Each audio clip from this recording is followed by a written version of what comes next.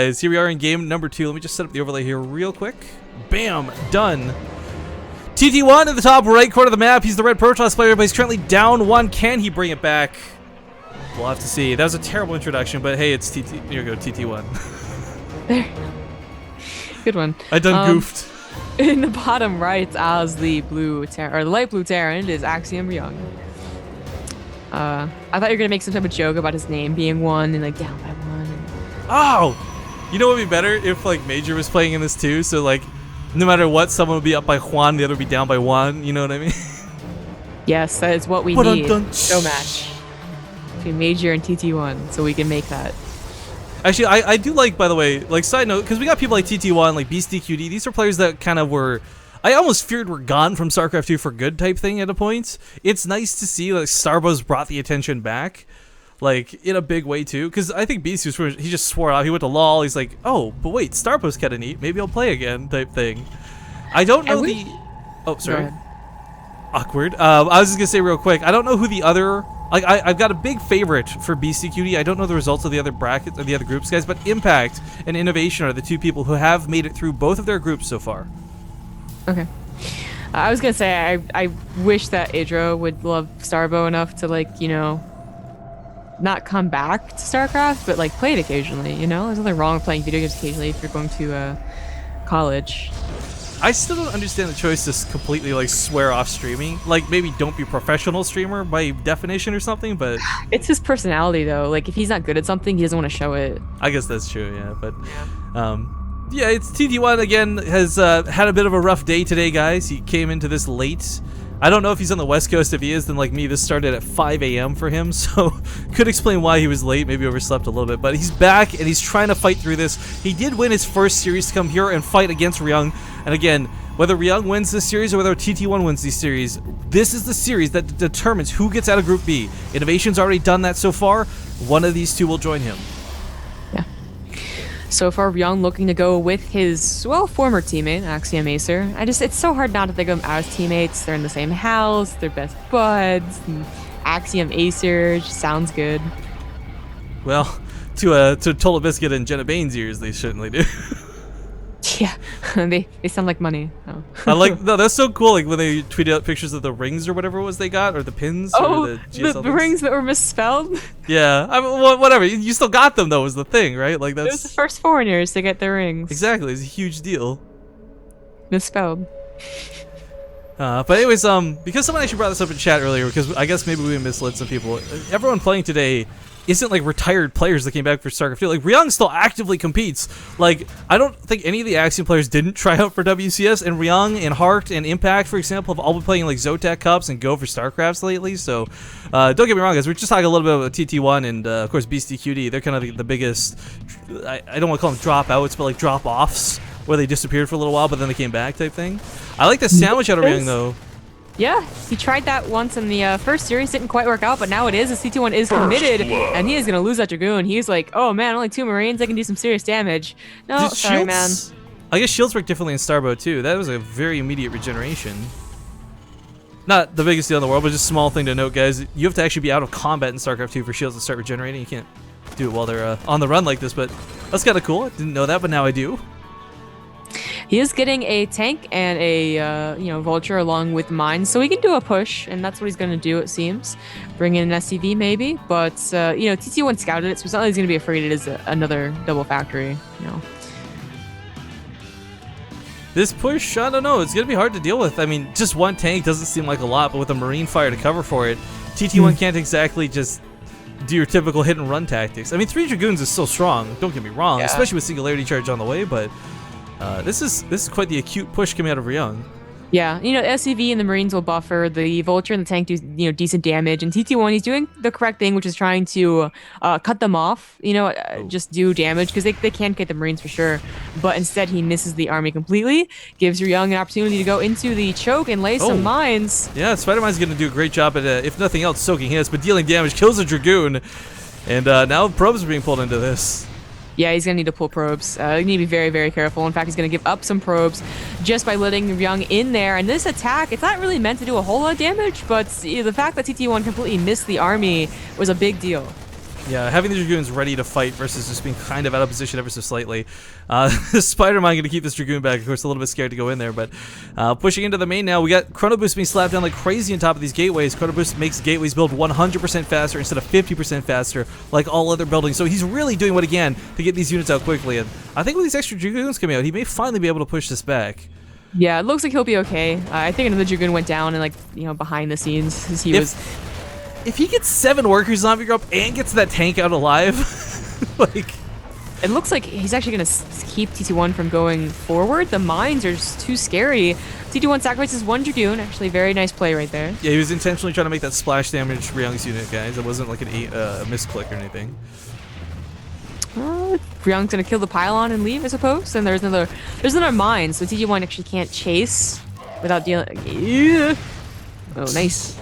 That's some pretty good fire, but looks like the tank will get out alive. That was well worth it. That was like, I think so the best very you well can get worth from it. that push. It's not even about the resources lost, guys, but more about like the panicky and stealth in TT1, forcing out a lot of Dragoons, eats up your gas, so you're not putting down that Robo anytime soon. You're not getting the Stargate, and of course lots of probes were killed. 7 doesn't seem like a whole lot, and realistically, I guess in the terms of Starbow for mining, it's not, but it's still the fact that you lost those while you're just comfortably sitting at home with a bunch of SCVs. Yeah. He never got siege mode though, so he's gonna have to be a little careful about a counterattack. I mean, I don't think TT1's gonna have a powerful enough one, but he could definitely take some tanks if he wants to trade. Spider-Man died on the way to the Dragoon. That was pretty cool to watch. TT1 with some... I gotta give it to him. Like, this Spider-Man dodging he's doing is actually fantastic. Well, actually, the TT or Ryung's the one who pushes forward. Pretty confident with 3 tanks and a couple of vultures, especially vultures actually cutting off reinforcements. TT1 maybe thought, oh, I can maybe, you know, kill 1 tank and get out. Has lost 2 Dragoons for it. Yeah, this is not going his way, but it is Starbow, guys. In an early loss like this, or not early loss, an early deficit like this doesn't get you out of the game. But, oh, these vultures coming in is actually kind of a big deal. These will kill a ton of probes. The speed boosters kicks in there just in the right second, so ion thrusters now available. He can just run around like crazy, and as we see, he starts getting on top of these probes. Yeah, moving shot, patrol micro, pretty cool. 2 more factories on the way from, or 3 more factories on the way from Ryung. So again, going up to the 5 fact push. He might not even need it though. He doesn't have siege mode, so never mind. He's not gonna create a contain here. And Dragoon's getting popped off by a combination of Spider-Mines, but looks like with the amount that he has, he's gonna be able to hold the natural for now. But that's kind of one of those for now moments as more Spider-Mines are thrown down on top of the mineral lines. They can't target probes, so they can splash damage on them. So TT1 does have to be a little bit careful about this. Yeah. Ryung has to be a little careful too, though. I mean, 2 tanks, they can be chased down by Dragoons. TT1, though, has no, you know, he doesn't see what's behind that, so he doesn't want to push out and chase them in case there are 5 more tanks on the way. He wants to try and keep back. And unfortunately, by now, you would kind of want, you know, either tech or a third. You know, either one, preferably both, I suppose. But Ryung's 5 fact push is going to be happening pretty much as siege tech finishes, so in 90 seconds. And that's how much time TT1 has to get a good army for it. Yeah, and just as someone in chat, maybe you guys aren't familiar with the upgrades. Singularity Charge is the range upgrade for Dragoons, so they do have that with a very large range boost of 6. They can outrange Marines pretty easily, but not Siege Tanks, unfortunately. Even unsieged, Siege Tanks are really good, and that's why we see Ryung, like, you don't rush to Siege mode. Like, you want it if you're really scared to play defensive, but you can play with unsieged tanks so much more effectively in Starbow than you can in regular StarCraft. Yeah, I can't think of a StarCraft 2 game where you would be okay with not getting siege mode. Yeah, you would just get Marauders instead. Like, if you were going for unsieged tanks, you might as well just get Marauders. Right, yeah, I know you don't have to worry about it because Heart of the Swarm was so nice. I remember everyone complained about it. Well, anyways. Wait, okay, let's be honest. When isn't someone complaining about something in StarCraft? There's always something wrong. Well, they were like, it's totally going to be broken. Like, there's not going to be any early game attack from a Zerg player. And what ended up happening was we felt so secure, we died more to it in the early stages of Heart of the Swarm. But anyways, enough about StarCraft 2. The 5 fact push is commencing. Now, Ryung actually feels confident enough. I mean, he's ahead, and he knows he's ahead, so that he also gets a command center, finishes up. He may have actually gotten that around the same time. Again, these Spider-Mans from Ryung are being a big nuisance, but I really like that TT1 is really minimizing his losses that he takes from them. Vulture's diving forward, though, going to try and wrap around. Yeah, right on top of the Dragoons. Unfortunately, not going to work out the way I think he wanted it to. TT1 down in supply, not a good sign. No, never gonna get a third unless he gets one that's kind of secret, I suppose. Lots of vultures, not necessarily the best thing against dragoons, but in that number, it doesn't matter. It's kind of like Hellions versus a Marauder, though. Like, if you've got enough of them, they're still gonna kill it type thing. Ryung is setting up a lot of Spider-Mines too, which makes it very difficult for TT to want to push into this. He does not have the Zealot charge or Zealot speed upgrade yet. It's finishing up in a moment, so he can't quite run through these minefields. But of course, as Zombie pointed out, like one of the greatest things you can do is just have the Zealots not try and actually attack the tanks, but run through them, drag all the mines, and explode friendly fire, everything. But you know, actually, I'm wondering with what we had seen versus Ryung versus Innovation, I wonder if like putting a warp prism full of probes and dropping them on the tanks would actually be effective. Yeah, I would say, I usually say no, but yeah, you're right with the SCVs. I just don't know. Looks like he's gonna try and drop onto the tanks as well as push forward, and those tanks are pretty clumped up, but actually a lot of them aren't even firing because they are clumped up.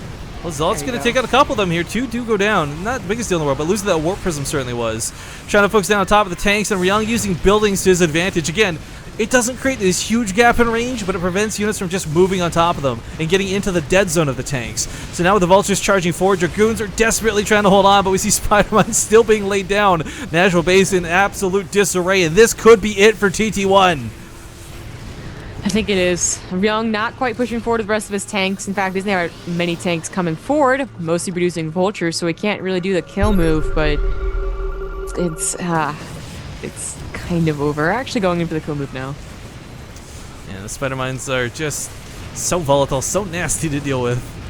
Yeah. He's going to clean it up and then have a minefield that he can't get past. Well, he's got an observer, actually. The observer. Yeah, right, he just made one. Observer, oh, but it goes down to the missile turret! Alright, never mind. Oh, God, TT1. Oh, no. Wow, it's more Spider-Mines coming down. I love that he's like just running up to the siege, the Dragoons too, guys. Because like if you just lay the Spider-Mines down, as we've seen multiple times throughout this game, TT1 can just focus fire them down, and they're not an issue. But by kind of just, I guess, bulldogging in here. The observer gets out. I don't know if it matters at this point, though. Oh. I mean, yay! Yeah. Good game is going to be called, and Ryung will get out of his group, ladies and gentlemen, to join Innovation in Group B's champion circle. But, of course, that's not the end of the tournament yet, as I've just actually received word we will not be casting the semifinals, unfortunately. But you guys can always check out the rest of the cast on the SC2 Starbow stream. So that's the main stream, SC2_Starbow on Twitch TV. Total Biscuits casting over there, so you guys won't be left with total strangers. There'll be a familiar voice with a familiar accent over there. And I think Maury will still be covering it in German. So if you're German or whatever, you're just a fan of A-Straight TV, but are tuning in, you can check it out on Maury's stream. Anyways, Innovation and Ryung, big congratulations to them. Big thank you to you guys for tuning in. And let's not forget the sponsors of the event, Twitch TV and Razer, both chipped in $600 on top of the $600 that the community donated to make this invitational finale happen. So pretty cool, pretty awesome all around. That's pretty much it for me and Zombie Grub, though, guys. I want to thank you very much for tuning in. We will run some ads to end the stream, so if you could stick around and watch the last set of ads, I would greatly appreciate it. But Zombie Grub, you have anything before I do our big, stupid spiel? No, that's it. Thanks for watching.